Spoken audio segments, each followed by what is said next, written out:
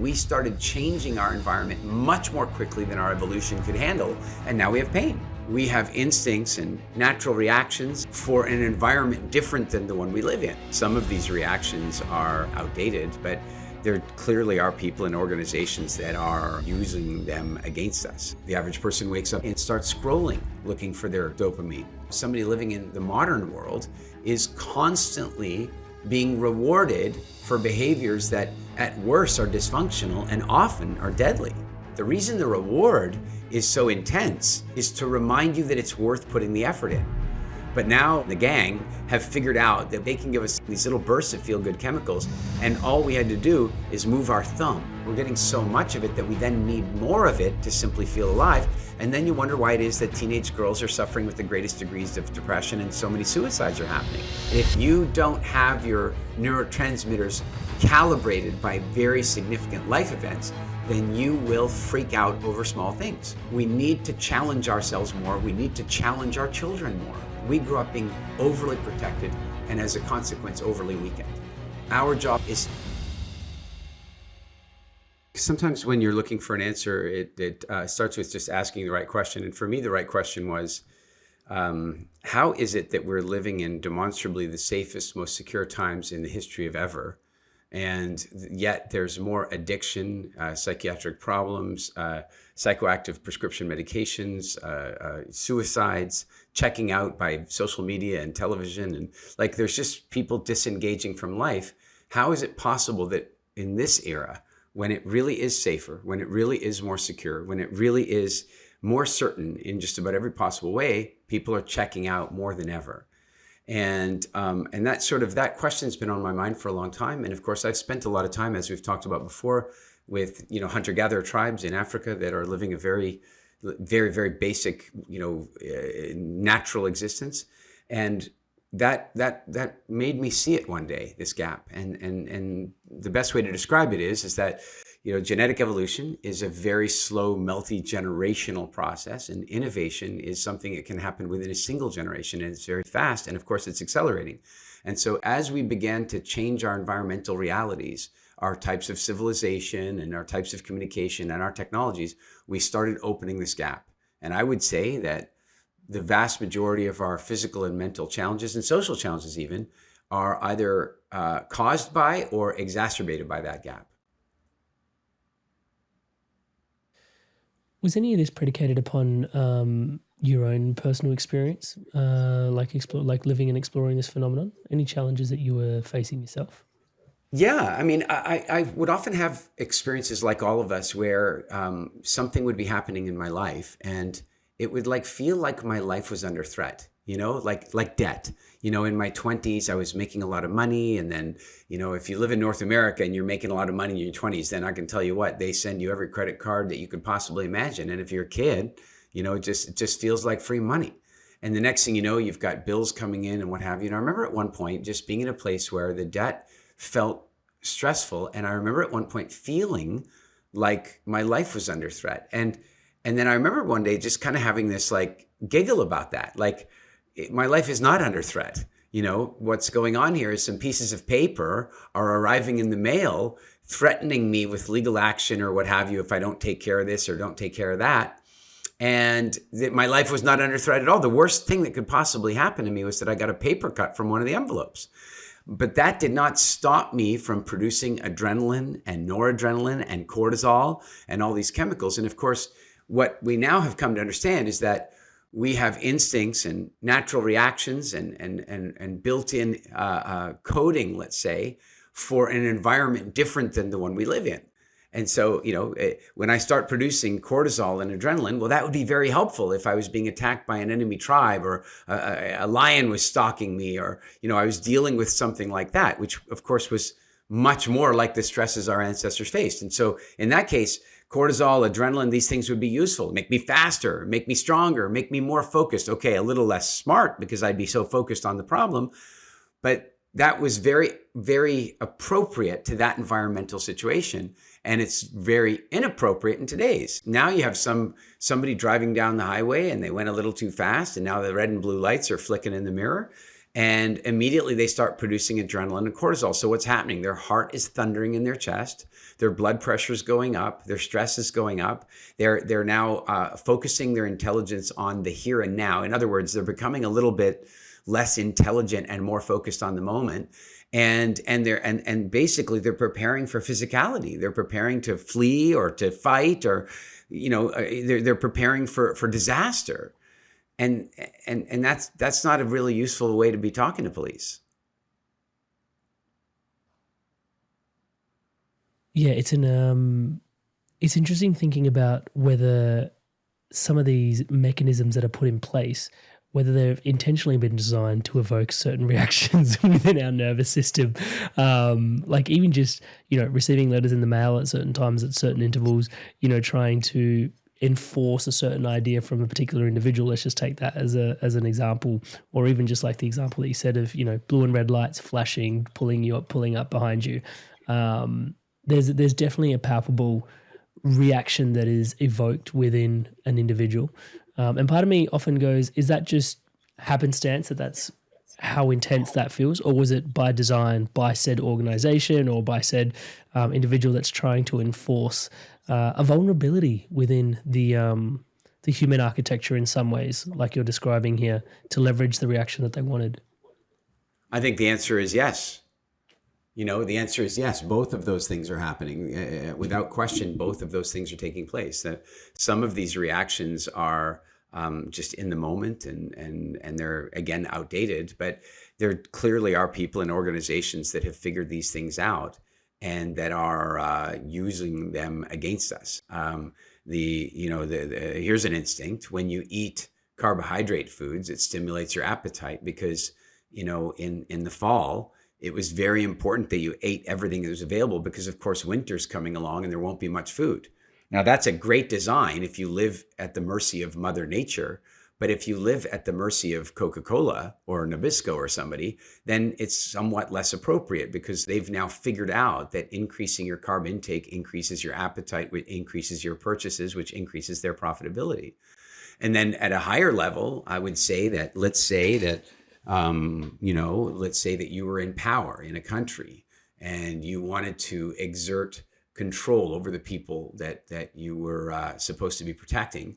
And you wanted to, slowly or quickly erode their rights.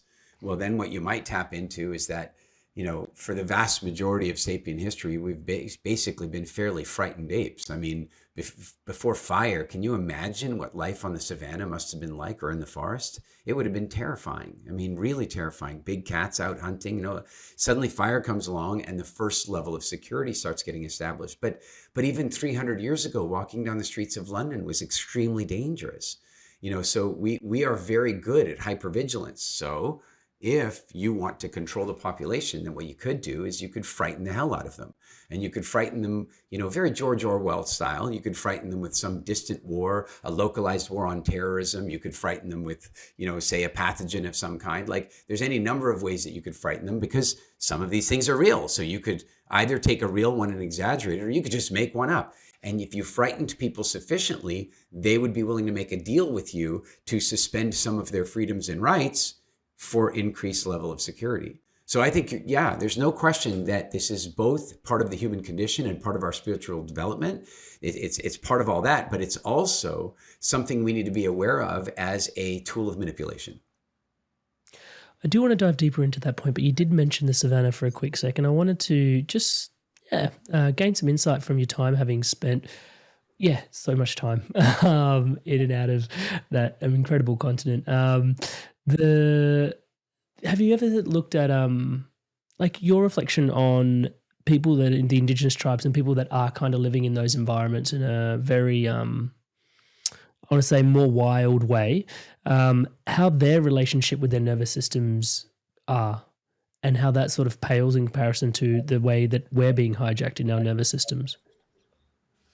Well, I think the first thing I've observed in spending time with like proper nomadic hunter-gatherer people is that the vast majority of what they do in any given day is a direct match with their with their instincts and their emotions and their emotional reward mechanisms and their neurotransmitters. So, for example, I wake up in the morning, staying with the Hadzabe people. And the very first thing that happens is you hear the birds chirping as the sun is coming up, and the men all gather. They pick up their bows and they head out.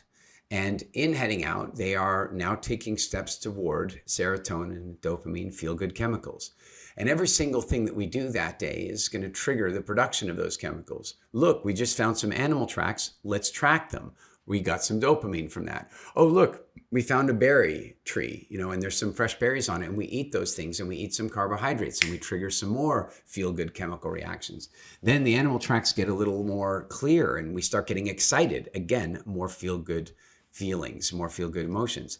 Then somebody shoots their arrow and they miss, and it's like, ooh, and it increases the excitement. And then somebody else shoots their arrow and boom, it hits the mark. And everybody's ecstatic, and they're producing serotonin and dopamine. And then they prepare the fire, and they eat, and they do all this stuff, and they carry the meat back, and they share it with the women and children. And quite literally, every single thing they did that day to access serotonin and dopamine was functional, supportive of their survival, supportive of the propagation, and supportive of the survival of their entire village. The average person wakes up today and starts scrolling, looking for their dopamine. And then they go and eat a disastrous breakfast looking for dopamine. And then they go and check their email and get triggered with adrenaline. And then they go do something else. And, in the course of a day right now, somebody living in what we consider the modern world is constantly being rewarded for behaviors that at worst are dysfunctional and often are deadly. Also, what I'm hearing in there as well is that the way we there's probably a better way of articulating this, but the concept of cheap dopamine is sort of settling into my awareness as we're having this conversation. There's the way they've gone out and actually access dopamine is a much richer sort of reward mechanism, whereas we've got these cheap and nasty sort of creatures of convenience sort of, is that fair enough to call it cheap dopamine? Am I coining a term? Yeah, it's bubblegum dopamine, and you put it in your mouth with no effort. You chew it, you get the instant response and what have you. Whereas a hunter-gatherer had to get up, had to walk away from camp, had to go find the fruit, had to climb maybe the tree, had to go get the fruit from the tree, and then they were being rewarded for the effort. The reason the reward is so intense, the reason the flavor is so intense and that the reward chemicals are so intense is to remind you that it's worth putting the effort in. But now, Zuckerberg and the gang have figured out that they can give us these little bursts of dopamine, these little bursts of feel-good chemicals, and all we had to do is move our thumb.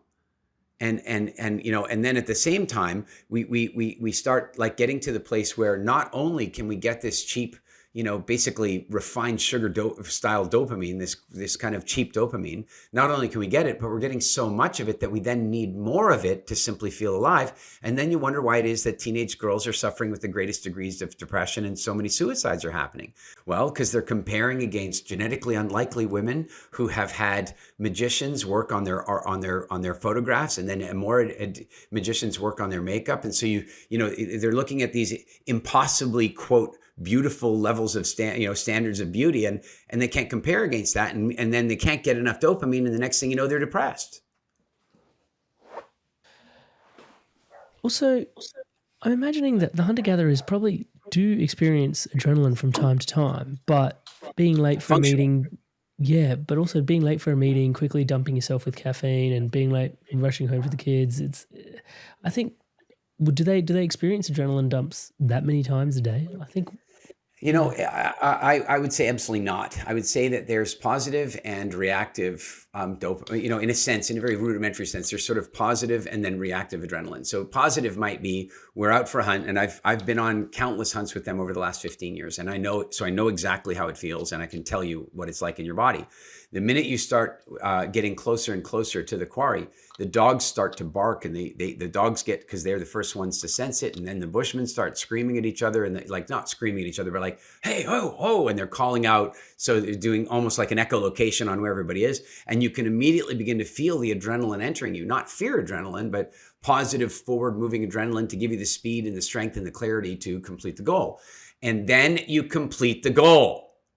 and then you release it and it's fine. And then the other thing that can happen, and it has happened to me out there, is that something frightening happens. You're running along, all of a sudden you find yourself separated from the main group, and then you're like, holy crap. This happened to me like quite seriously about 2 years ago. I got separated from the whole hunting group out in the middle of nowhere, and I wasn't carrying a bow. So I was unarmed, and I'm in the middle of wild Africa. Believe me, I produced a little cortisol. So it was an intense experience for me. But then it was over, right? Then it was over. Or let's imagine that I was stalked by a leopard and had to stand it down. This has not happened to me, but I certainly have stood face to face and seen lions just right there in front of me. And I can tell you, you're producing a bunch of dopamine adrenaline until one of them runs away, or you run away or what have you. And then again, you release it all. Whereas today, you've got people that are worrying about the same thing for hours, days, and weeks, and even months on end. They're not like that. Adrenaline is meant to give them strength. It's meant to give them speed. It's meant to help them solve the problem. But what's happening now is people are just flooding themselves with it all the time. And now we're hearing about adrenal fatigue and people being overly stressed. And then of course, they need pills for that, right? They got to go get whatever the magic pill is that might make them feel better. Hey there, guys. I trust you're loving these podcasts. And if you're tuning in for the second or third or fourth time, it turns out you might not yet have subscribed. Please take a moment to hit subscribe to the channel. It helps so much more than I can begin to say. Everything you see around here is powered and empowered by your subscription to the channel. So please, thank you so much in advance for subscribing to the channel. Without too much further ado, back to Eric and today's podcast. Yeah, I'm visualizing our human development almost as like this biological development as this linear sort of curve in this conversation, whereas technological advancement being kind of this exponential thing that's sort of leaving That's right. our That's biology. right there. For arguably for millions of years, say from the beginning of say Australopithecine, human evolution has happened in relationship to environmental realities. So, if you're here's a really good example. Your ancestors come from closer to the equator than mine do. We can just see each other and know that. We don't. It's not a big mystery. Why? Because the further people moved generationally away from the equator, the lighter their skin got in order to allow more sunlight in. That's evolution, but it's incredibly slow. Nobody put on a backpack and walked to Norway from Africa. They were crowded out of Africa, and then they were then crowded out of the Middle East and crowded into Southern Europe, and then they were crowded, and the population grew and expanded. And over the space of many generations, people ended up in Norway, and guess what they look like? Pale, blue eyes, blonde hair for the most part. And so that process is that sort of that evolution related to the environment. But where the gap comes in is the Orville and Wilbur Wright figure out that we can fly. And think about that. In the late 1800s, they figure out that we can fly. There were people alive when they figured that out that were passengers on the Concorde toward the end of their lives. Consider that pace of evolution or so that pace of technological revolution, right? And so our genetics aren't built to keep up with that kind of level. So now I can take somebody from Nigeria and I can travel them to Norway, something that would have previously taken tens of thousands of years to achieve. Now I can do it in an afternoon and wonder why they start getting seasonal affective disorder and their children get rickets and they get sick from not having enough sun. Equally, I can take somebody from, Estonia, which as you know, I do quite regularly. I take Kirsty from Estonia and I bring her here to the Caribbean. Guess what? She's got to be careful of the sun down here more than, say maybe you would have to be. And that's a great metaphor for the entire issue. Our evolution allowed us to reach the optimal sort of structure, if you will, for the environmental realities of our ancestors. And then we started changing our environment much more quickly than our evolution could handle. And now we have pain.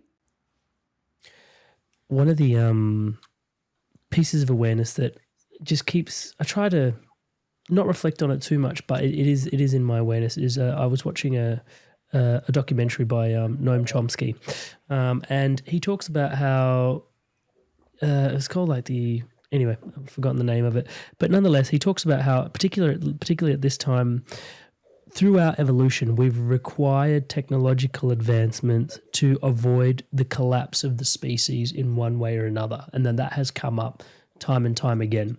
And that actually the technological advancements at this time don't seem to be keeping pace with the burgeoning population that is on the planet. Your thoughts and sentiments in around here, like, is the advancements in technology to some degree a requirement to help us get out of the way that we are proliferating on the planet?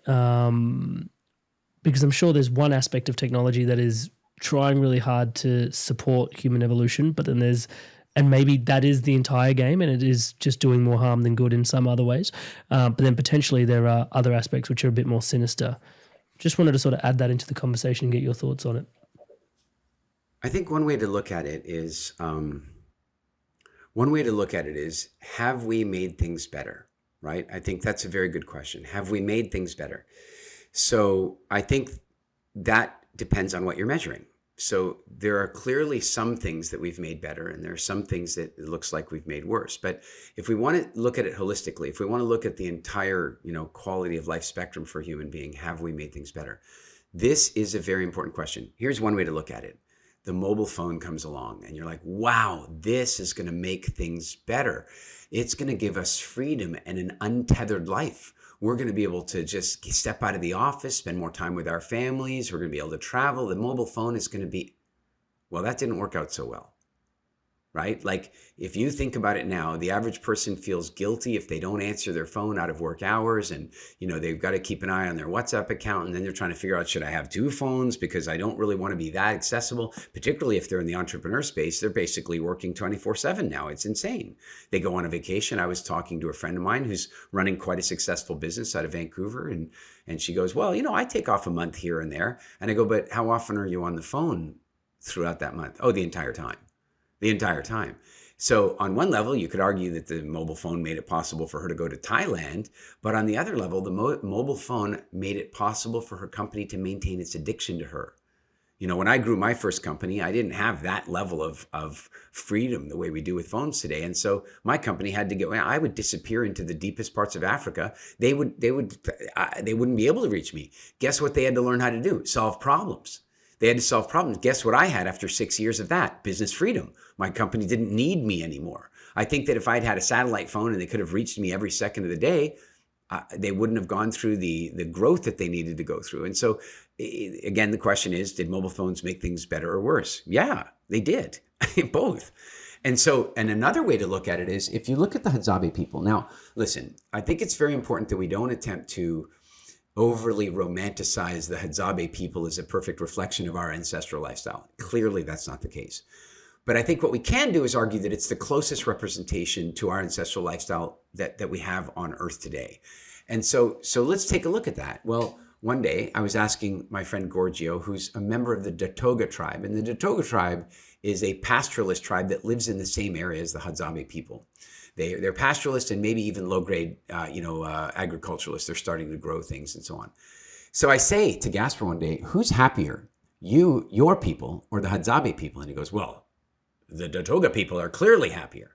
I go, oh, okay. Why do you say that?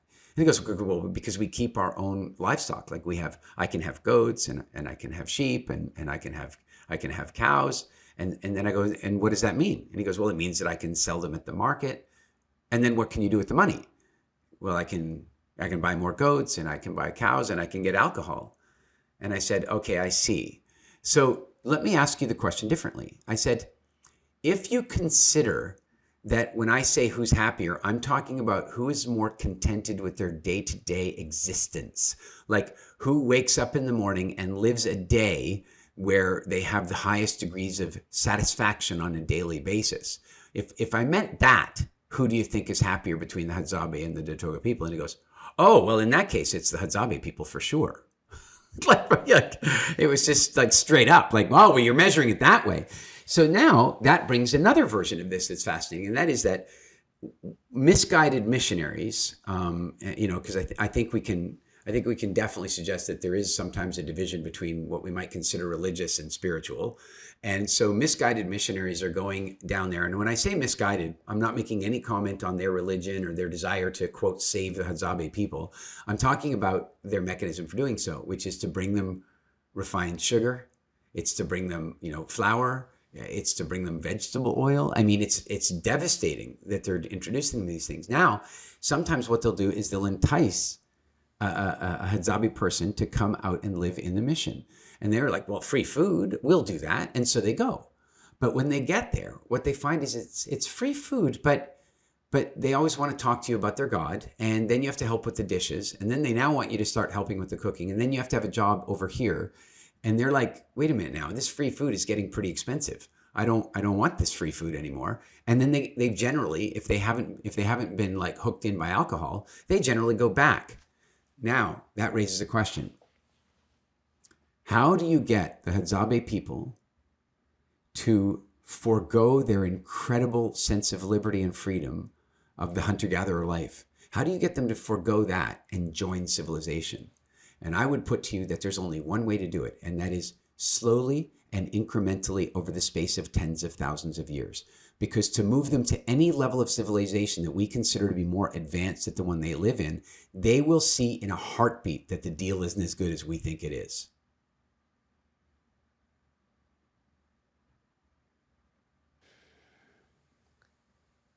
Wow, I'm just allowing that to sink in.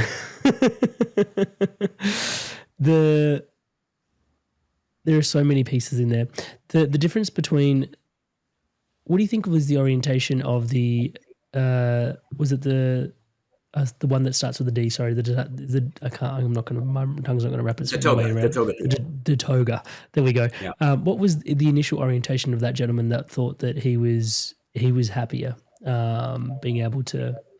Because he had begun to buy into the Western ideal that money is happiness. He had begun to buy into the idea that, I've got my sheep and I've got my goats and I've got my cows and I can get money and then, I can have things. He'd bought into that whole thing. But when I reframed the question for him, he recognized that what they were doing is sacrificing their daily quality of life for some level of security in the way of money, for example. And of course, he would also be the first one to tell you that many of them succumb to alcohol and other forms of addiction. So no, they're definitely not happier. It might be easier. Like as an example, if we consider, I'll play the part of the Hadzabe hunter because I'm better suited to that than you are because of my experience. But you'll play the part of the Datoga, okay? So I wake up in the morning at 6. I have no choice but to get up and move my body. I have no choice. I'm going to have to. I'm going to get up and move. I've got to go gather or I got to go hunt. Probably I'm going to hunt. And so I head out with my boys and we're close. We have a real sense of camaraderie and we are exhibiting proper masculinity, like real solid traditional masculinity. We boys are going out on a mission of focus and intention, and we're going to go out and we're going to hunt. And you know what? We're enjoying it. We're enjoying it with a level of passion that the biggest sports fan in the world enjoys watching their team win the Super Bowl or the World Cup or whatever the thing is they're watching. Like we get to do this every day. And we go hunting, and sometimes we're disappointed because we didn't catch the thing we were catching. But the truth is, on some level, we also know that if we got it every day, it wouldn't be that rewarding. And so we go out there, and that's the life we live every single day. It's hard life. It means walking 10 or 20 miles a day. But, at the same time, we know that the brain chemicals work really well from that type of physical activity. We know that we move a lot of lymph around our system. So we're built, and we know that we support our musculature, and we know that there's lots of good reasons for this. Now, you, Amrit the Datoga, you wake up in the morning and you've got goats. You've got sheep. And if you have enough goats and sheep, maybe you even have 2 or 3 wives. That's okay. And so you wake up in the morning and you don't have to move. You've probably sent one of your kids out because that's what they do. You've probably sent one of your kids out, even if he's 9 or 10 years old, to go and walk the goats and graze them around. And so you don't really have any sense of purpose or direction. There's nothing driving you. You don't have that moment of pure masculine focus that your ancestors grew up with. And so that creates a sense of emptiness in you. And then somebody introduces you to kenyagi or some form of alcohol, which really just takes the edge off of that. So you just sit and have a little alcohol, and you kind of have a night, and then you sit down with the other men that have forgone their real destiny, and they're sitting around drinking a little kenyagi, and that's your afternoon. It becomes your every afternoon. And so, what I'm suggesting is that, and by the way, I'm not suggesting every Datoga is out there drinking alcohol, but at the same time, the basic pattern is there. They don't have to get up and go hunting. So you could argue that life is easier. Hey, if they do well enough, maybe they could even get a TV, and then they could have Netflix. Well, again, I'm thinking that if you grew up in the bush, you would never trade that for Netflix. But if you grew up in a tenement house and somebody then introduced you to Netflix, you'll take it all day long. Yeah, the interesting.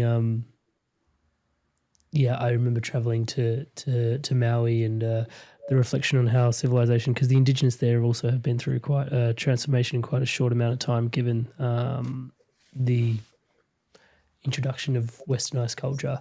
And one of the common sayings there is the missionaries came to do good, and they really did, because of the things that they introduced, and it worked out financially quite well for the missionaries in terms of how that all panned out. One of the concepts going into the evolution gap, and I think we're sort of at this juncture now, is this concept of personal rewilding. Can you introduce the concept of personal rewilding as a solution? What does it entail, and how do people begin this journey? Well, I think in order to talk about personal rewilding, let's talk about the sort of origins of the idea of rewilding. It's funny, you mentioned, say, the indigenous people, say, of Hawaii. And what I would do is I would suggest to you that grammatically speaking, we'd really want to call them the Aboriginal people of that area, because they're not indigenous. In fact, the only place that people are indigenous is Africa. And so everybody that went to Hawaii or North America, South America, Australia, New Zealand, they arrived there as immigrants in waves. The first waves of immigrants obliterated the megafauna that lived on every one of those places. So they came there and did good as well. And they did incredibly well for themselves. They ate very, very well, and they eliminated in North America 11 species of mammoths and woolly rhinos, short-faced bears, dire wolves, and African lions. I mean, it was a devastating wave of immigration that came in. And so now we have these ecologically impoverished places on Earth as a result of early human activity.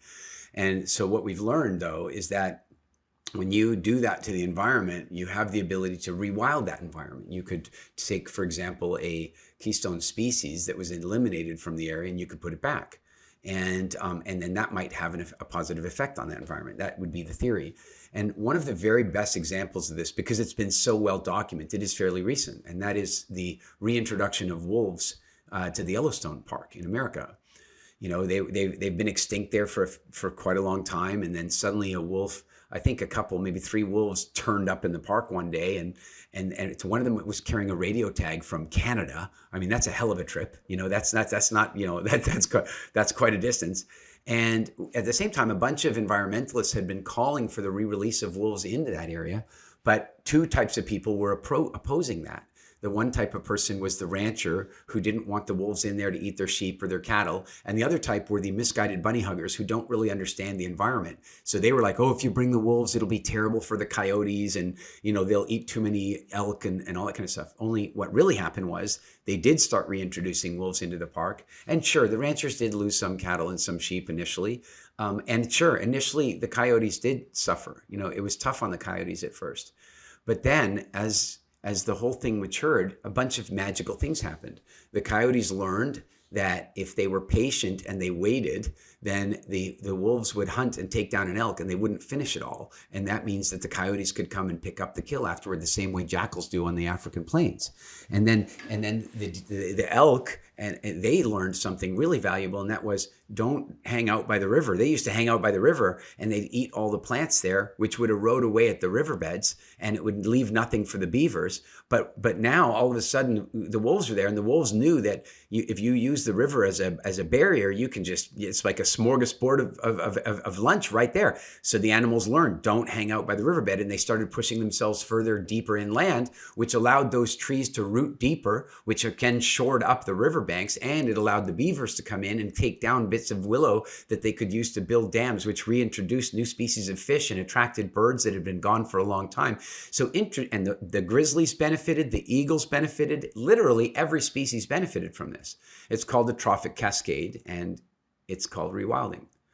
And so what I would suggest is that we have the capacity to do something quite similar relative to our own existence. And that is, I am not suggesting, listen, I'm not like, look, a lot of people, they hear me talk about this and go, well, Eric, you're expecting me to just sell all my shit and move to the forest? And no, I'm not expecting that at all. Because frankly, as much as that might be good, the average person couldn't handle it. So that ship has sailed. The average person alive today couldn't handle life 100 years ago, let alone the wilderness. I mean, so no, that's not the answer. What I believe the answer is that by observing the evolution gap and seeking for ways to rewild, then what you have the opportunity to do is to take the incredible observations and wisdom that come from our ancestral past and then combine that with the phenomenal innovations that we've created and the phenomenal technology that we've created. And if we can combine those things consciously, not in the unconscious way many of those things are being done now, then we can create a quality of life beyond anything that's ever been imagined before. And so there are a number of practical examples, but I'll just give you one and then we can take it from there. But here's a great example. You have a heart. Now, I happen to know that because I know you, but I also know that because, well, human, right? So you figuratively and you literally have a heart. So why did Darwin or God or evolution or whatever put a heart in your chest? Well, because it is so urgent that you move blood around your body that we couldn't just rely on it to move around on its own. We needed to put a heart in there. And while we're at it, we should put a diaphragm in because, frankly, we got to move the air in and out too. So we got that going on. But the lymphatic system, which is also unbelievably important to our health, doesn't have a pump. It doesn't have one. And yet it is very, very important, although not urgent. See, blood and oxygen, that's urgent. So you have to have a pump. But lymphatic fluid is it's important, but it's not urgent. So we didn't evolve a pump. So then the question is, well, how do we get it to move? Do we say, move, lymph, move? No, you get up and you go hunting, or you go gathering, or you lift your children and you walk 10 to 20 to 30 steps, 30,000 steps in a day. And you lift and you lift and you lift and you squeeze your muscles and you contract them and you relax them. And you are the pump. And so you close the gap by recognizing that you are the pump and that exercise might be for cardiovascular health. It might be for flexibility. It might be for strength and strength training and so on. Sure, all those things are important. But what it's really about is cleaning your body out from the inside because there is no pump. And the average person today spends the vast majority of their time sitting in a chair, sitting in a car, sitting on a plane, Netflixing their life away and not moving lymph. And so that would be one of the examples of rewilding. Simply going outside, getting some fresh air, some sun on your skin, and walking 10 or 20,000 steps in the day. Hi there, guys. I wanted to take a quick moment just to introduce you to my one-to-one coaching. It's something that I deeply love doing. As you can tell, conscious conversation is such a massive part of my life. And having one-to-one, deep, meaningful conversations with people where I get to show up as your brother or as the coach or as your mentor has been such a gift for me personally and a gift for lots of the people that I have supported on the journey of living a more spiritually empowered, spiritually powered, spiritually aligned life. You don't have to take my word for it. Here's some examples of people all around the world that have experienced profound transformations through this coaching experience. Amrit is a fantastic coach. In a few sessions, he got to a depth that I'd only experienced before working with certain medicines. And he's gone through a lot of the struggles that you're probably facing. And Amrit's been a really strong, supportive figure in my journey. in control of myself. I'm kinder to myself. I actually have that vision and a purpose. I do feel like I'm a better version of myself already. Amazing energy. He was easy to talk to, which made me easy to trust him. Working with Amrit at 9 o'clock on a Saturday morning, and really I was bouncing out of bed. Whenever I get off the calls with Amrit, best money we've ever spent. I would not recommend him because I don't want everyone to know about him and then I won't be able to book him. If he gets too busy, I won't get my turn. I would say absolutely. There's no way you can work with Amrit for a period of time without being transformed. So if you're considering him as a coach, do not hesitate because you won't be disappointed. Alrighty, so hopefully that's inspiring your evolution onwards and upwards. And if you are so inspired to evolve, you can book in a one-to-one call with me directly at www.amrit.coach/life. And guys, if I can say so myself, I do think this is something quite special. Most people that I see building things online don't really work with people this deeply, this intimately, one-on-one as things start to grow, just because it is so time intensive. And yet I'm so deeply passionate about the transformation that comes from one-to-one coaching that just isn't available anywhere else. It would be my absolute honor and a pleasure to support your spiritual awakening, your spiritual path, your spiritual unfoldment. It is my life's work. I look forward to seeing you in the call. Back to today's podcast. And even those moments where I do take the time to actually go outside first thing in the morning, allow the sunlight to come into my eyes, go for a bit of a stroll, connect. It's interesting as well because there are, I don't know, overly romanticize it, but there is something to romanticize there, especially when you're watching the sunrise come up in the morning and you just, you feel different. Like it's not just, like I've gone outside, but you actually feel, oh my God, I just witnessed the most beautiful sunrise this morning, and there's like a sense of, I don't want to inject the word spirituality into the conversation, but it is a bit of a spiritual experience when you're waking up more connected in this way. Yeah, I would say to you that it is only a spiritual existence now or a spiritual experience now because we don't experience it all that often, and that you're supposed to. And so the reason it feels like a spiritual experience is that it's actually an essential experience. And so, and by the way, let me put it to you another way to kind of make that example a little clearer. If you and I have gone out for, say, a long run, say we've done 15 miles or 25 kilometers or something, and we didn't take water with us and it's a hot day, would you agree that when I hand you a glass of cold water, that drinking that cold water is going to feel like a spiritual experience to you? Yeah, I'd probably want to marry you. Yeah, exactly. And while we're on the topic of relationships, if somebody, for example, has not had any form of sexual release for a week or two or a month or a third month, and then they happen to be with somebody who's talented in those areas, who edges them out to the edge of existence over and over again, then it finally allows them to cascade, isn't that orgasm a spiritual experience? So the reason that we receive those things, in my opinion, as spiritual experiences is that they're the coming home. These are things that are naturally needed by us. And because our current lifestyle denies us those things so often, when we finally get to have them, they feel like a spiritual experience. It's interesting as well, again, because we're back there. There's like this gas in the pedal and there's these things which are intrinsically woven into our natural evolution, which are really supportive for us biologically as a system, and yet we've sort of been hijacked off the system into, is it just purely convenience and comfort?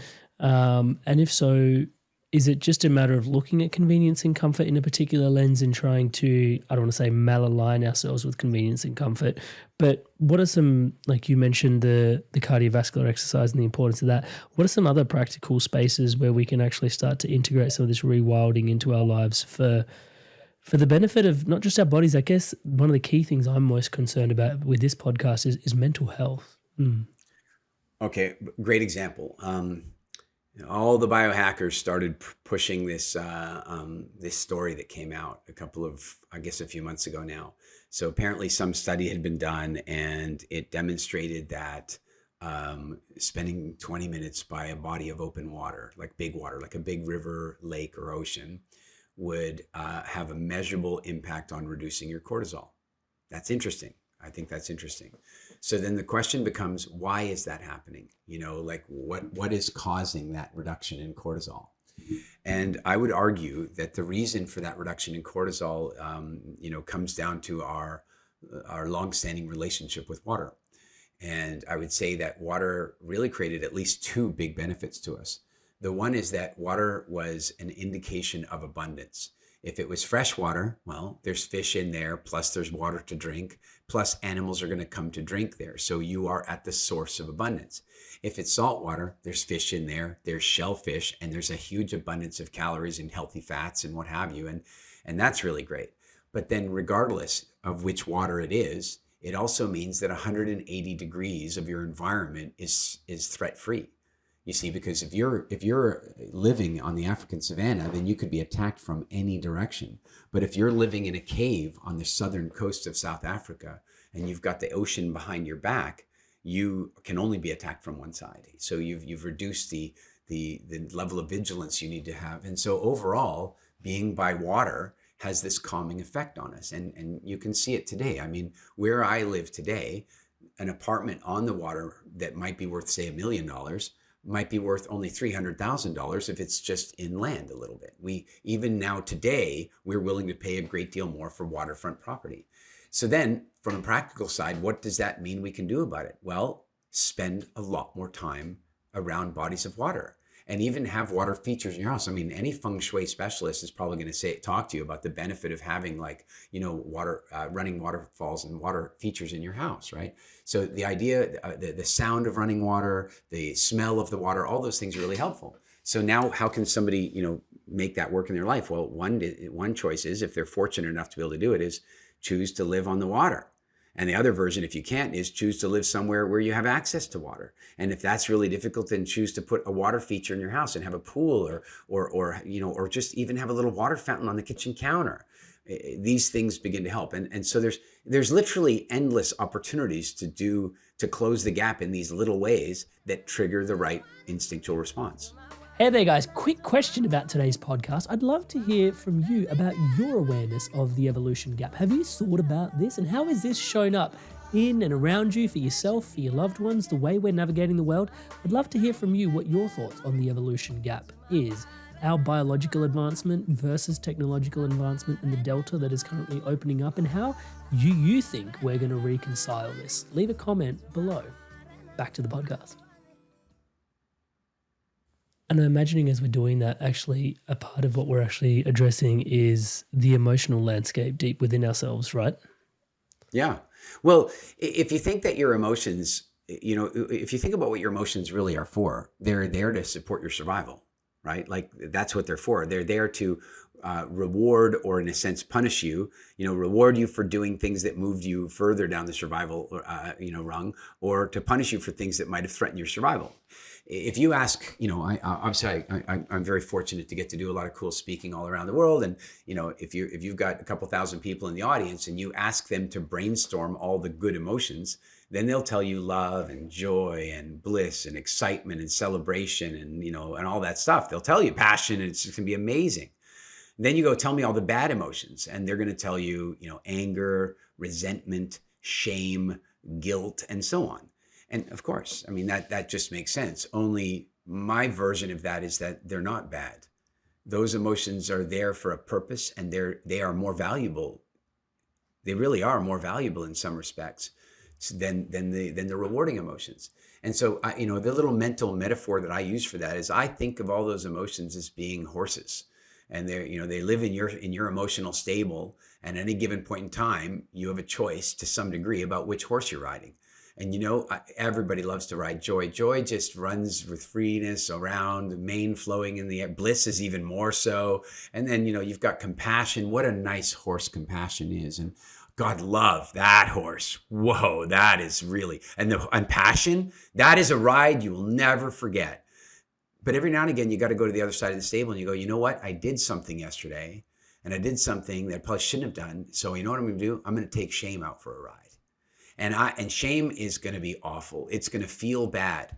But what the average person does is go, oh, it's my turn to ride shame. I'm going to go watch Netflix. I'm going to go eat a chocolate. I'm going to go get a bowl of ice cream. I'm going to drink something. I'm going to smoke something. I'm going to take this pill. They decide not to ride the horse.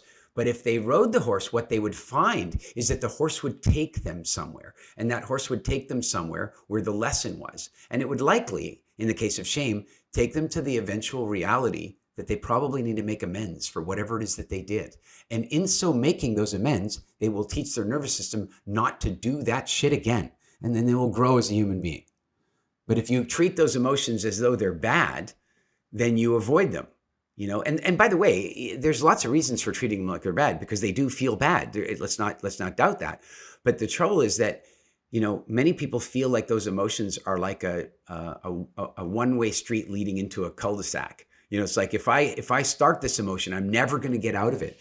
You know, somebody asked me once why men don't cry, and I said, well, first of all, that's not a true statement. You know, men do cry, but we don't cry maybe as easily sometimes as some women do, and that's not a judgment of any kind. But what I would suggest is that if you ask the average man why they don't cry a little bit more easily, one of the answers they'll give you is, I'm afraid that if I start, I don't know if I'll be able to stop. And that's the condition of the masculine today, that we are you know, kind of being pushed down, and in our, like, and we're doing our own pushing down of our own emotional states. And what I'm suggesting is that if we don't choose to explore those emotions, then we rob ourselves of the lesson the emotion was trying to give us. And I'm going to give you an example, because there is a producer that I've done a lot of work with, and I've spoken at many of their events over the years, and I'm like an audience favorite for them. You know, I'm lucky that way. And one year we finished up one of our events, and we all kind of left and go, okay, see you at the next one. And I was like, great, that's cool. And then about a month before the next one, I hadn't even noticed that I hadn't received a booking contract, hadn't thought much of it. We were just, you know, it had become such a rote part of my calendar that and about a month before it, I get a note going, hey, listen, we're going in a different direction for this event. We won't be needing you. And the little boy in me, you know, got hurt, and I felt pain, and I felt rejection. And rather than examining my pain and my rejection, I reacted with it. Not a good idea. And I immediately took out my keyboard and I wrote to them, and I go, what the hell is this? At the last event, you guys said, see you there. And I've booked my schedule, and I've already planned a tour around that region of the world. Like, what the hell? And then I did the most horrible thing. I hit the send button. You know, never send in anger, never send in shame, never send in guilt, never send until you've spiritually evaluated what it is you're going through. But I hit send. And as soon as I hit send, now look at the emotions I've gone through. Rejection, which led to, say, fear and anger. And fear and anger led me to bad action. I took this action, hit send. Then the next emotion hits me like a freight train. Shame.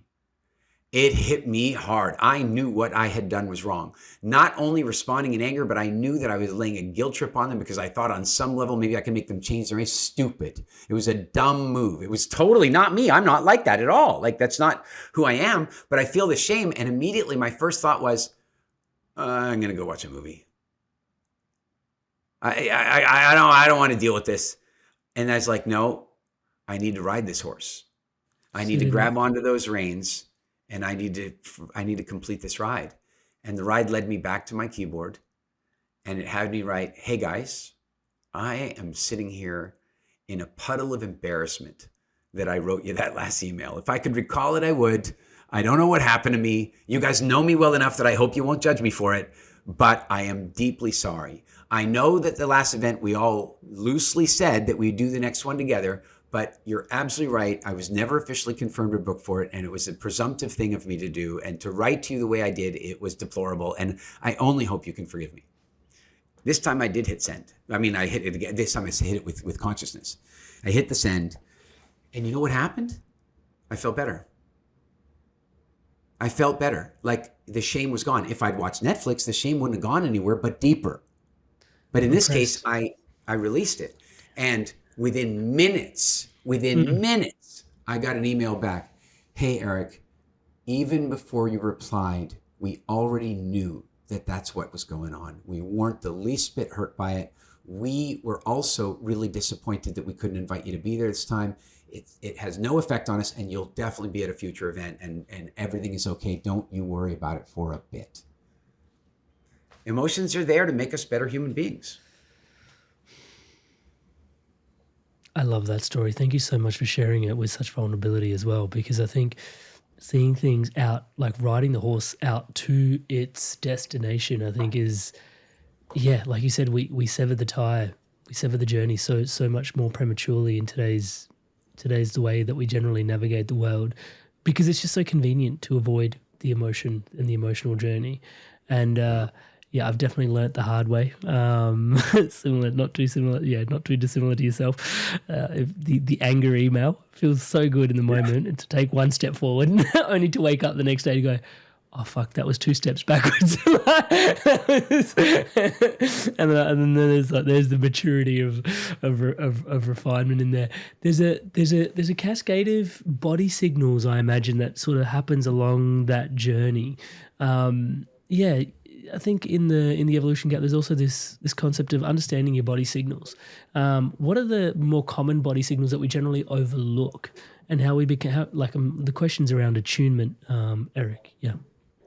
Okay, one of my least favorite expressions when it comes to the diet industry or the nutrition industry is, well, just listen to your body. Like, you know, like I got to tell you, I'm looking around. Please.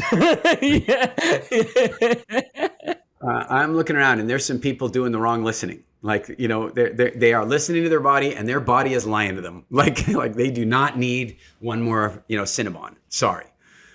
And so what I would suggest is that this project of developing better attunement to our body is a big part of what we might think of as spiritual development. Because what's going on is that if your body is in some sort of rebellion or addiction or, or emotional catastrophe, then what's going to happen is that your body is going to send you urgent messages to solve the problem in the most expedient way possible. But that might be crack cocaine or caffeine or sugar or Netflix, you know, to put them all in one sort of category. And so if we think about food, you know, obviously I've spent a lot of time thinking about food. I would consider myself, a sort of founding, I don't know what you'd call it, but founding thinker when it came to the idea of food psychology. When we first started WildFit, there really wasn't anything like that. And we really got into this space of really helping people unlock the way they think about food, the way they feel about food, and so on. And as we did that, what we realized was that once you have improved your relationship with food, you actually can start listening to your body. So if you're addicted, for example, to refined sugar, then you can't really listen to your body. You know, your body's going to keep calling out for that. But when you break that addiction and you move beyond that consciousness, now what happens is if your body craves something, you can go, oh, that's probably accurate. You know, if my body is craving a piece of broccoli, I'm going to trust it on that one. You know, if my body's craving a ribeye, I'm not a vegetarian, I'm going to trust it on that one too, right? And so, you know, the more imbalance you are with a healthy nutritional profile and healthy metabolic profile, the more you can listen to your own body. So let's take that same example and let's move it over to the emotional spiritual realm. I would say the same thing is true. You know, at a very fundamental level, humans require a sense of importance. Like, it's important to us to feel important. That's a survival need. It's a survival reality because, again, if it's you and me and it's 15,000 years ago and you're not feeling very important, it might mean that we don't invite you on the hunt. It might mean that we don't share the meat with you. It might mean that you're on the edge of ostracization. Like, your survival is related to how important you are to our civilization, to our society. So you are going to seek out ways to create your importance. Now, 15 or 20,000 years ago, how are you going to do that? Well, if you're a hunter, you're going to hunt better. If you're particularly talented at making bows or arrows, maybe you start making a surplus of arrows and sharing them with the other hunters because you've realized you're just not that good a shot. So now you're trying to make yourself important in another way. And pretty much every single way that you would seek to make yourself important is functional. Today, somebody feels a lack of importance and then they want to go on Twitter and write horrible shit to each other because in the moment that they manage to put somebody down, they feel important. And I'll tell you my response to that is, look, I would say that generally speaking, I'm not all that engaged or interested in social media. I do manage my own Instagram and Twitter accounts and what have you. And I reply to people when they're like, I like doing it. But every now and again, some hater will come along and attack me. And my understanding is that they're looking for a sense of importance, right? They're looking for their sense of superiority and significance. So, at the beginning of the pandemic, I released a video called "Your Last Line of Defense." This video was not an anti-vaccine video. It was not an anti-masking video. It was basically a video saying, look, whatever other precautions you take relative to pathogens, one of the smartest things you could do would be to support your immune system, to be robust, to boost your immune response. So then I have some guy who's got, way too many, he's got more letters after his name than in his name. And he starts attacking my thread and telling me, well, since I'm not a doctor, that I have no business writing this, this post or making this video about immunity. Well, first of all, the average doctor has never studied it. So I don't know why doctor is the threshold. But the second thing is that he's attacking me and not the idea. And so what do? I go, you know what? He's feeling unimportant, maybe because he's looking at what I wrote and the video that I made and the 1 million+ views that it got. And maybe he's a little jealous or something. So I engage with him, not by putting him down, because that's just going to make it worse, right? What made him be a troll was he was feeling small. Making him feel more small, maybe not helpful. So I just wrote to him and I said, well, look, you're an immunologist. Help me out here. Can people suppress their immune function? He writes back and he goes, yes, of course they can. How? He goes, well, smoking, eating too much sugar, allowing too much stress in their life, all that kind of stuff. And I said, okay. So if they stopped doing that kind of stuff, would that improve their immune response? And he goes, touche. He goes, touche. Like, you got it. And he's like, he's in. I get it. Like it's and so, but you see, instead of belittling him, what I was doing is, hey, this, help me out. Use the Socratic approach. But the problem we have today is that these needs that people have, if you don't satisfy these needs, Tony Robbins says about the best work. Well, okay, all right, let's be clear. Maslow did the best work on this, and then I would say Tony Robbins made it much more practical and much more digestible and usable for the average person when he talked about his 6 human needs work. And one of the important distinctions he makes about that, and it fits very much with the way I see it through the evolutionary lens and the way I've described it in the evolution gap. You've got these needs, and if they are not getting met, you will find a way to meet them. Functional or not, you will find a way to meet them. And if you don't meet them functionally, then you will definitely meet them dysfunctionally. And so if you're running low on a sense of importance and significance, then you're probably going to become a jerk and a bully, because that's how you're going to make it feel better. If you're running low on a sense of connection and say you're married, it's going to be a problem for your marriage. I don't care if you're a man or a woman, that's going to be a problem for your marriage, right? And so what we want to do, I think, is just like I talked about earlier, if you get your relationship with food right, you can start listening to your body about your cravings for food. If you start getting your relationship with your emotional needs right, your spiritual needs right, then you can start listening to them more clearly and they will be more honest. And that must be quite a journey, because I imagine with food, it's a bit of a process to, heal, I guess is probably the word that comes to mind, the relationship that we have with food. And so with the emotions and the body's signals in that space, how do we heal our way through that? I have to say that the book that I believe to be maybe one of the most important ever written on this planet was Man's Search for Meaning. And, I've read it, I don't even know how many times, a multitude of times. And it's a different book every time I read it, because I'm a different human every time I read it. And I would suggest that there are some very powerful clues in there as to how to heal those gaps and how to inoculate ourselves against the adverse conditions in the future. And generally speaking, I agree with him, or with his estimation, that if you can consciously assess a productive meaning for the events of your past, present, and future, then you will have a significantly more rewarding and functional life. And I think that's what it really comes down to. I think I've put this story in the book, but I'll share it again. It was one that inspired me a long time ago. And I've tried so hard to find the original source article, but I read this many years ago, 25, 30 years ago. And it was a story written about 2 women who'd been sexually assaulted in Central Park. And it was an exploration of what the sexual assault created in their life experiences. And what made the article really interesting is that they both responded very differently to effectively the same event. The one woman, she became very fearful. She found out that if you have been assaulted once, then you are now the favorite prey of those people. A woman once assaulted is more likely to be assaulted again, because the type of people who commit an assault like that are decidedly not even beta men. They are the weakest men in society. If they were an alpha man, women would want to be having sex with them, and they wouldn't feel the need to do that, right? So they're just ineffective human beings, and that's their way of dealing with it. And of course, they like to prey on the weak. And so once you've been assaulted, once you walk with fear, they smell the fear, you have a problem. And she learned that. And once she learned that, she couldn't go outside anymore.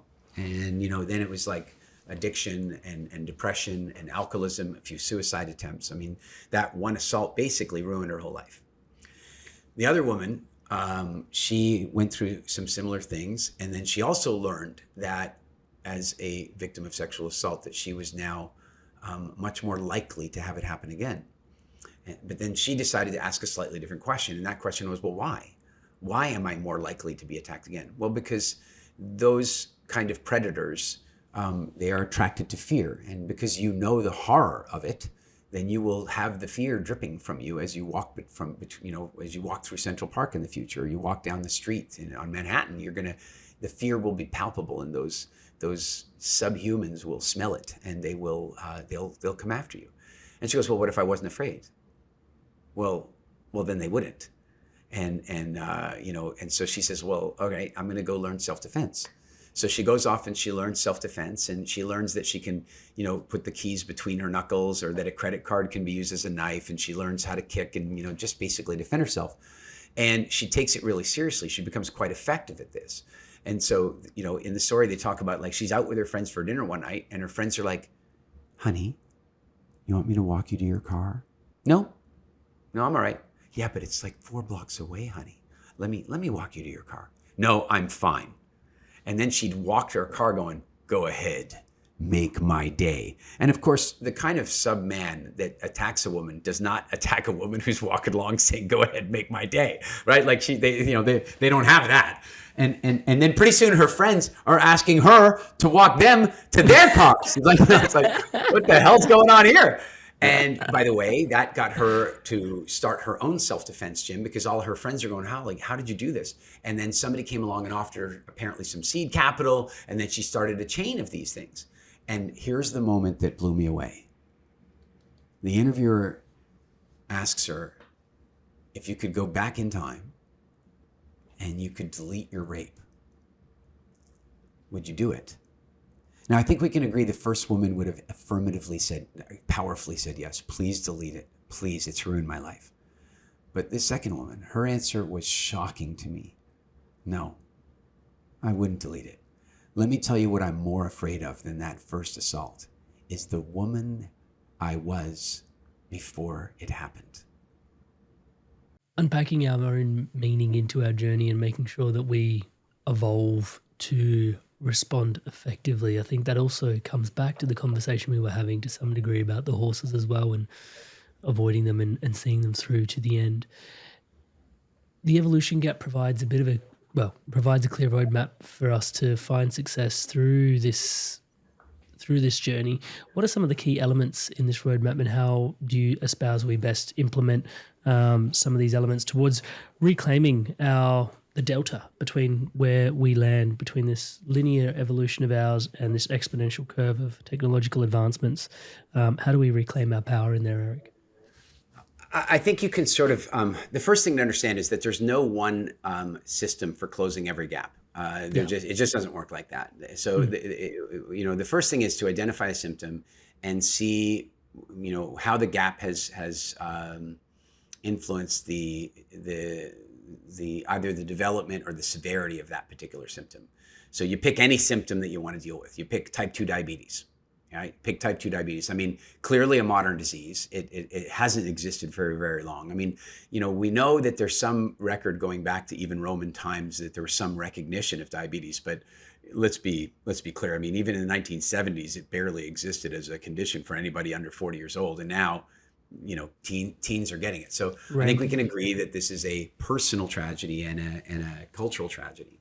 So, okay, let's take a look then. It's a symptom. So where does it fit in the gap? Well, I would argue that it fits in the gap like this. We evolved a metabolic switching system that was perfected to allow us to survive the various seasonal fluctuations foisted upon us by Mother Nature. And so there was a season where carbs were very available to us, and we utilized that season to our best benefit. Then there was a season where there was basically no food at all, and we had basically calorie deprivation foisted upon us. And then of course there was a season of abundance, but that abundance was not carbohydrate rich. It was like, say, proteins and greens rich and so on. And so that was a normal cycle that our ancestors went through. And so we developed a metabolic switching system that allowed us to survive those switches, but also to utilize them to the best of our ability. And so now in our wisdom, if I could italicize that in speech, I would. I guess I could use air quotes. In our wisdom, we have managed to elevate ourselves outside of that seasonal reality. And so we no longer have a season with no carbs. We don't have that anymore. And so what that means is that we then get out of balance. Now, if we just step back for a minute, if you and I were to go to Mendocino County, where there are bears, and we were to get there in the fall when the bears are fattening up on the salmon run and on the berries and on the honey and all that stuff, they're fattening up. But what if we trap that bear in that forest in that season? What if we didn't let the bear transition into winter? What if we didn't let the bear go through what if we trapped the bear in the salmon run, berries, and honey season? That bear would get fat. Now, it's going to get fat anyway because it wants to. It's fattening up for the winter, but it would get really fat. It would get dangerously fat. It might even become diabetic, right? So that's what happened to us. We elevated ourselves out of the seasonal fluctuation. And so our pancreas, which is designed to produce glucagon when there's no carbs and insulin when there is availability of carbs, now our pancreas only ever does that one job. And guess what? Many of us are developing obesity, or we're developing diabetes, or we're so brave and we're not worried about it because somehow our metabolism's magical and maybe we're just handling it better than everybody else and we don't have the genetic predisposition. Don't worry, 50% of you will get Alzheimer's, which is just type 3 diabetes. It's going to hit everybody. The sugar sickness is going to get to everybody if they don't close the gap. Okay, so we've identified the symptom. We've talked about how the gap came about, how it created the problem. So now the next step is to say, well, how do we close that gap? Well, that's fairly straightforward. Mimic the seasons that we evolved to live through so that the body gets to do the things that it was meant to do. Imagine that you have a 4-wheel drive Jeep and you never put it into 4-wheel drive. And then after 4 years of never putting it into 4-wheel drive, you try to switch it into 4-wheel drive. Might not do it. Might not work. You didn't let it. And I would argue that our metabolism is very much like that. If you do not have metabolic flexibility as a result of running through these seasons, you're metabolically stuck. And if you're metabolically stuck, you're going to have energy problems. You're going to have potentially weight problems. You're going to have potentially blood sugar problems. And this is a really important distinction.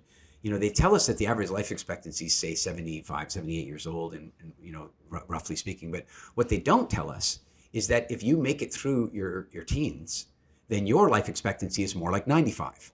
Like they don't tell us that. And so now you've got all these people who don't realize that relative to their financial planning, by the way. But then the bigger problem is that as it stands, an average American, and look, Europeans get all arrogant about this, but don't, you're just right behind. Like, it's like everybody used to tease America because all the fat Americans, I've been to Europe lately. Don't pretend it isn't happening everywhere. And so right now in America, the average, if you get to 75 years, the average is that 50% of those people will experience Alzheimer's disease.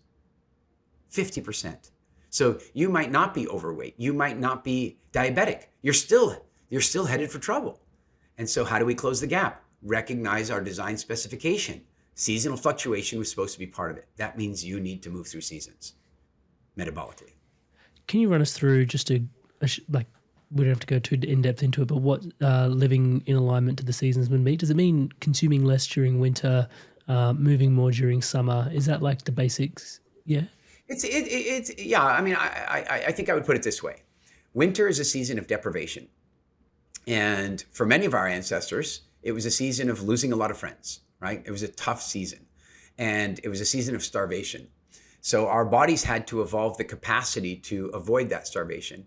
So the season that directly precedes winter is the season of abundance and accumulation, and that's the season of fall. So let's examine the difference. If you're in winter, well, what that means is there wasn't very much food available, so you went into calorie deprivation. And you might think that would cause you to burn your fat.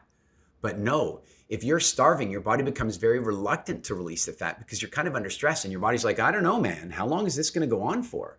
So your body begins burning protein. It burns structure. But your body's really smart about burning protein. You know, you've got broken proteins and collagens floating around your system, and your body goes and burns those first. Imagine what might happen to somebody who never burnt out the broken and diseased proteins that are floating around their system for 34 years. I wonder if they would get clogged up a little. I wonder if that would have an effect on their overall health. And so the way we stimulate that is through fasting. We stimulate that through fasting. And I would put to you that the magic hour of a good fast, I'm not talking about this half-fast intermittent fasting thing. I'm talking about fasting. Water fasting. And it appears that the magical day of that fast is day 3. You know, if you get through the hell of day 1 and the less hell of day 2, then the magic of day 3 kicks in. And that's the day that your body starts switching to protein burning and you start cleaning out from the inside. But let's go back a season, the season of accumulation. Well, it's the season of abundance. It's the season of harvest. It's autumn. And the carbohydrate foods are very plentiful. They're everywhere. There's berries, there's root vegetables, there's honey. And you're not supposed to restrict yourself during that season. You may as well eat it all because you're trying to fatten up to survive through the winter. So that's carbohydrates. And that's why carbohydrates stimulate your appetite. They stimulate your appetite because we evolved an instinct, and the instinct is, and a biochemical reaction is, if I'm eating carbs, winter must be coming, ergo eat more carbs because I don't want to be one of the dead ones. But then on the other side of winter, the rains come crashing down and you enter a new season of abundance. But it's not an abundance of calories in the same way. It's not an abundance of carbohydrates, I should say. It's an abundance of protein, and it's abundance of water, and it's abundance of, fresh greens and what have you. And you've moved into spring. And so if people work on mimicking, and this is a very important distinction. I'm not talking about the seasons in the Midlands of the United Kingdom or Minnetonka, Minnesota, or even Rio de Janeiro. I'm talking about the seasons of the cradle of mankind, where we spent 99% of our genetic heritage, where we started. And we're talking sub-Saharan Africa. And so this isn't about going, well, I eat seasonally locally. Yeah, fine. That's probably better than not doing that. But what you really want to do is trigger those metabolic modes. And so, but you still stay in sync with your particular seasons, whether you're in the Northern Hemisphere or the Southern Hemisphere. So now I'm moving into winter. Great time to implement more and more fasting, which is interesting because I've actually always felt inclined to eat less during winter, which has always surprised me because I thought... I wouldn't even worry about that. I really wouldn't worry about that because honestly, some people live in a minus 40 degree winter, and trying to get them to fast during that time is just unreasonable. It is really not about the winter of your location. It's about the winter of your genetic heritage. And so it really has nothing to do with the environmental conditions around you. It has to do with the level of performance you want from your body at a given moment. So, what I would say is that I fast fairly regularly. I've been on a routine for the last 6-7 months where I've done a 3-day fast every month, and it's been phenomenal. And they've gotten easier and easier to do every single time. So I'm not fasting according to the local seasons. I'm fasting according to what metabolic mode is going to help me to achieve my health goals most effectively. Brilliant. I love that. Thank you for clarifying that. Ultimately, a lot of this seems to be a stress issue. And most of this is, I guess this conversation is highlighting how we can mitigate the different stresses in our life ultimately. Is there anything to add in that space around stress management on our systems? Yeah. Have you ever seen the series Outlander? A couple of episodes. Okay. so for the benefit of anybody who hasn't seen it, I quite enjoy it. I haven't seen all of it, but the ones I've seen I've really liked. And the basic premise is you have a woman who touches a Stonehenge type rock in Scotland somewhere, and it beams her back to, I don't know what it is, 1650-ish, something like that, medieval England. And so now there she is. And she now has to, try to figure it out. And of course, it's your typical time travel thing in some ways. Like she knows some things about medicine that help her to to create value for her with the local people and what have you. But at the same time, she doesn't understand their customs and all this sort of stuff. But there's one thing that most people haven't recognized about that show. The woman she's just returned from being a combat nurse in World War II. And I would suggest to you that that's an incredibly important plot point, or that's an incredibly important sort of casting feature that most people had never really thought about. And the reason is that no other woman or man from the 1940s or from that era would be able to survive 1650. She needed to be a combat veteran that had seen hell on earth in order to be spiritually and physically tough enough to deal with 1650. Never mind the life as a hunter-gatherer. Now, the reason I bring that up relative to your question is that what people call stress today is fascinating. It's fascinating. I mean, let's talk about stress 200 years ago. If you were a carpenter, I think this is in Sapiens, but if you were a carpenter 200-300 years ago, and you got drafted or you enlisted in the military, you might think that they would send you over to the construction division. You might be involved in bridge building or something. No, you're much more likely to be sent to the medical corps, because the most common medical procedure at that time was amputation, because they didn't have antibiotics. And so if you got wounded, the deepest fear of everybody was gangrene. And so you just got to take that arm off. You got to take that leg off. Now, if that's not shocking enough for only 200 to 300 years ago, consider that there was no anesthetic. Okay, now I'm just using that one extreme, but what I want to suggest to you is they also didn't have toilet paper. They also didn't have hot and cold running water. They didn't have internet. They didn't have food storage like we have. Like, if we took one of those people and brought them into our world and said, look how stressful it is. Uber Eats said they'd be here in 30 minutes and now it's been 37 minutes. Like, I don't know what to tell you. I mean, listen, I understand that people are experiencing some genuine stresses in their lives. And I understand that there are real challenges in life today. What I'm suggesting is that there's a calibration problem. And that if you don't have your neurotransmitters calibrated by very significant life events, then you will freak out over small things. And by the way, I would say that that's a big part of what we're seeing culturally at the moment, that there are generations coming forth now that have a very big mix of personalities. There are some very, very driven, socially conscious, making shit happen people in these up and coming generations. But there's also a bunch of sniveling, entitled little brats. And I would suggest that to a large degree, that entitlement is not their fault at all. It's because they were never put in hardship.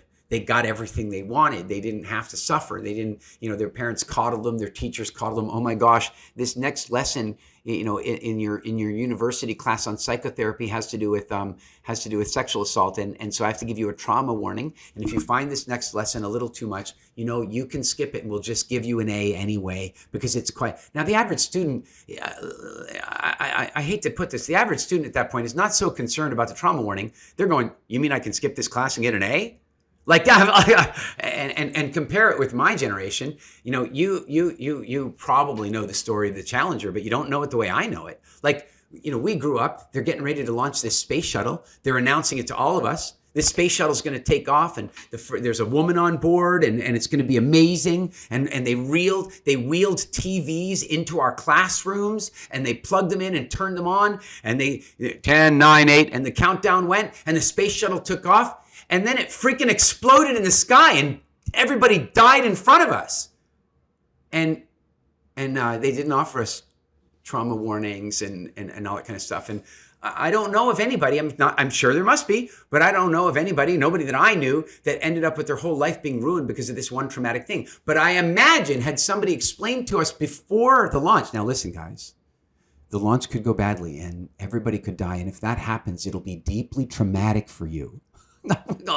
I imagine that could have made it worse. And I suspect that we're protecting people so much that we're weakening them. And so I think that one of the most important things in our spiritual development today is to challenge ourselves. I mean, I was on a plane. I don't know if you saw me. I posted about this on Instagram at the time. I don't know if you were there, but I was on a plane with Kirsty, my partner, and her youngest daughter, our middle daughter, and we're flying across the Atlantic Ocean, and about an hour off the coast of Ireland, we hear this really loud beeping sound. And I'm sure you're probably like me in this, is that you don't mind loud sounds on the plane as long as you've heard them before. New sounds are unwelcome. That's the rule, right? New sounds are unwelcome. We had never heard this beeping sound before. And then the captain came on, and the captain made precisely this announcement. Like, we heard nothing. He was shouting so loudly that the microphone was distorting every word he said. Then oxygen masks dropped out of the ceiling and the plane went into a dive straight at the planet. Like, we were dead. Like, it was over. It was absolutely going to be over. There's people screaming and crying. There's people catatonically sitting in their chairs. Like, it's over. But the weird thing is that I had a couple things happen to me when I was a kid, dangerous things, like nearly died type things. When I say kid, I mean everything from 0 to 25 years old. And so my neurotransmitters, or let's say my fear response, has been calibrated.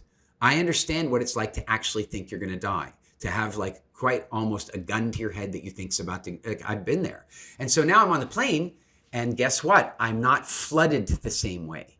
I'm not overreacting the same way because it's not my first time. And so this is a little silly, but I'm sitting there going, all right, this might be the end. I cannot unbuckle my seatbelt and go back to those guys because that's what stupid people do. And I'm not going to do that. I want to badly, but I'm not, because we're in a free fall and the gravity's crazy. So what I am going to do is put my shoes on. That's what I'm going to do. And so I start putting my shoes on because I saw Die Hard, and barefoot for the whole movie didn't work out very well for Bruce Willis. So I start putting my shoes on. The catatonic couple that's sitting beside me, they're looking at me like I'm a nut bar. Like, we're all gonna die, and you want to die with your shoes on? I'm like, I tie them on, and I tie them really nicely because I don't want them to get loose. And then once I got my shoes on, I start thinking it through, and I'm like, oh, okay. We're off the coast of Ireland, and we're going to need passports and stuff. Like, we're going to need, so I expand my seatbelt as much as I can. I lean forward, grab my bag from under the chair. I get all the stuff. I get all the passports. I get all 3 of them. I get them in my inner travel zip up pocket. I get the wallet and credit cards. I get my cell phone. I put it all here, safe. And then I sit there and wait. We're either going to die, we're going to crash land, or if we're really lucky, we're going to land okay. But I need these things. Now, I would say that I was able to do that because when I was 15 years old, I was stalked by a guy and had to face him down when I was pretty damn sure he was going to try to kill me. When I was 21 years old, I was in a casino in the Bahamas that's now the Atlantis Hotel when 4 men walked in with automatic assault rifles and started shooting the place up. And I was there, and I had to deal with it. And so I suspect because I went through those events, when this event happened, I was more calibrated. Now, in practical terms, I'm not suggesting that we should all go out there and face death, but what I am suggesting is that we need to challenge ourselves more. We need to challenge our children more. We need to, I'll tell you, I'm very jealous of the Jews. I am. I basically grew up as an adjunct to a Jewish family, and I watched their children go through their bar mitzvah and bat mitzvah ceremonies, and the preparation they put into those things. Months of preparation, having to do public speaking, public singing. They had to do, they had to learn things, memorize things, and their passage into adulthood was being marked through this incredibly difficult event. And we typically grow up without those things anymore. We grew up being overly protected and as a consequence, overly weakened. Our job is to find our edge and push ourselves. because if we don't, life's going to do it in much more unpleasant ways. Yeah, thank you so much for sharing that. And the point about rites of passage is incredibly poignant in this particular juncture in the conversation. Eric, what happened off the coast of Ireland? Did you make it? It's funny.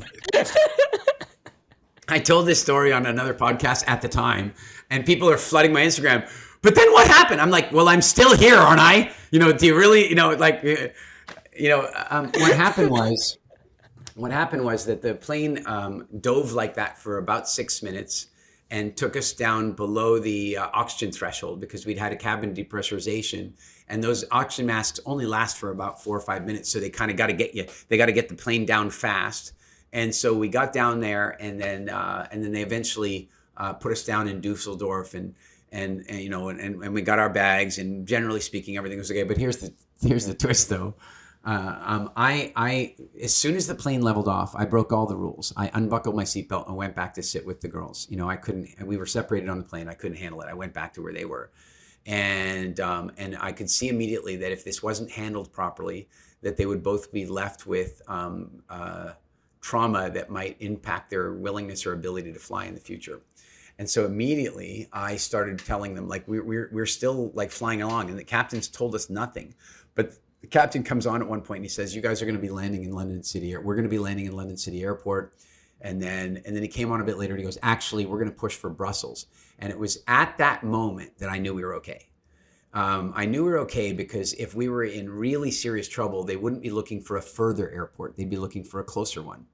And of course, London has Gatwick, it has Heathrow, it has Stansted. Like they had plenty of choices there, and they decided to go to Brussels. So at that point, I immediately start talking to girls. I go, hey guys, this has been the best adventure. This is amazing. Hey guys, let's do selfies, right? So we start doing selfies. Doing all. I'm trying to lift their spirits and have that their memory of this is positive.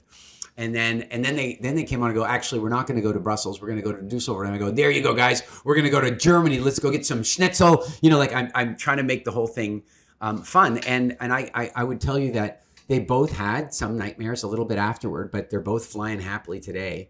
And I'm really glad that I was conscious enough to be able to do that, to kind of inoculate them a little bit. But we got to Dusseldorf, and the airport had no system for us. Like there was nobody knew why we were there. Like the whole airport, who are you people? How did you get here? Our emergency landing? The airline was completely disorganized. I'm not going to out them. It was bad. It was bad. But and instead of waiting for them, I just said, you know what? One of the perks of having a little financial abundance in your life is I'm not waiting for the airline. I just bought us 3 tickets out of there. It turned out some of those people waited there for like 2 and 3 days. No, bought us tickets, got us out of there. But we got on the plane. We're flying to Tallinn. We get to Tallinn, the plane comes in for a landing, and as we are just there, just coming down, the captain jams on the throttle, and we go and do a go around. Like, Jesus, I just finished telling the girls, guys, most people aren't lucky enough to have one experience like that. We've had our one. It's never going to happen again. And on the very next flight, we have to do a bloody go around. It was not good. That pilot needed a trauma sensitivity class. Well, that's when we needed to try. Ladies and gentlemen, if any of you were on the Dusseldorf flight, I'm sorry about this. Oh, Eric, I think you make an incredible point. I'm really looking forward to The Evolutionary Gap coming out. I will put a link for everybody to join the waitlist for the book down below as well. You recently also wrote a really important book called Post-Diabetic. All the work you do in the world, I'm a big fan of. I would venture out as far as saying, I'm not sure if you identify as a polymath, but the number of different conversations we've had, whether it's business speaking, all the different types of things, I always leave these conversations incredibly enriched. And I could totally thank you for today's time and energy spent here, and I definitely want to, but it pales in comparison to just how much I love the human that you are, man. Like, just the amount of, the conversation stands on the shoulders of the giant that you are in my world. And yeah, man, just really want to acknowledge you for you doing you. And thank you so much for this. You're most welcome. I love the space that you create and that you empower people like me to get out and share what I hope are tools that will improve the human condition for people. So well done. Keep up the great work. Thank you for your blessings, brother. Inspired Soul, you've made it through to the end of another Inspired Evolution podcast. Thank you so much for being so inspired to evolve. Everything you see around here is powered and empowered by your subscription, so please take a moment to hit subscribe. It helps so much more than I can say. Thank you so much for subscribing and doing so. And on screen right now is the opportunity for you to continue your inspirations to evolve in another podcast. I look forward to seeing you in the next one. Go on, give it a click, and I'll see you there.